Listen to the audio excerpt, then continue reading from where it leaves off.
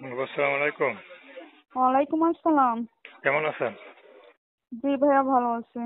আপনার নাম কি? আমার নাম শিউলি ভাই। সুন্দর নাম তো। শীল আপু, কি করেন আপনি?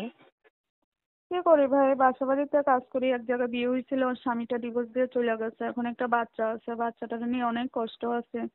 একটা আম্মু আছে অসুস্থ। এই কারণে মিডিয়ার সামনে আইলাম, যদি কোনো ভাই পাশে থাকে, হেল্প সহযোগিতা করে, তার কাছে দিয়ে বসবো, তার সঙ্গে কথা আচ্ছা বলবো। আচ্ছা। তো সংসার করছিলেন কতদিন? করছিলাম ভাই 1 বছর সংসার। 1 বছর করছিলেন? উম তো বাচ্চা কাচ্চা আছে না? হ্যাঁ, একটা বাচ্চা আছে ভাই। বাচ্চা বয়সটা 18 মাস। আচ্ছা আচ্ছা। তো এখন এই যে সংসার করলেন, স্বামীও চলে গেল, তো স্বামী যাওয়ার কারণটা কি?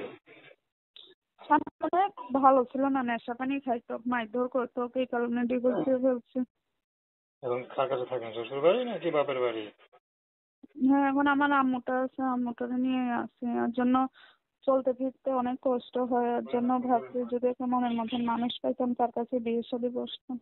আচ্ছা আচ্ছা। তো আপনাদের বিবাহিত মেয়ে দেখতে সুন্দর, ঠিক আছে, কিন্তু আপনাকে তো অবিবাহিত ছেলে বিয়ে করবেন। এখন যদি বিবাহিত ছেলে প্রস্তাব দেয়, বিয়ে করবেন? হ্যাঁ, অবশ্যই করবো, করবো না কিসের জন্য ভাই। আচ্ছা, আপনার নাম কি বললেন?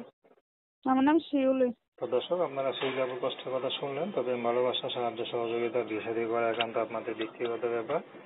তো আসুন আমরা 5 ওয়াক্ত নামাজ পড়ি, সর্বদা বিশেষ করে করি। আপু ভালো থাকবেন।